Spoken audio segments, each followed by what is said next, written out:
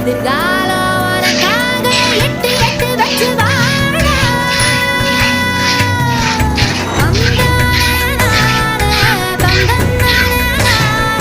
தேர்வதண்ணி வீட்டுக்குள்ள விளக்கு ஏத்துவாடா.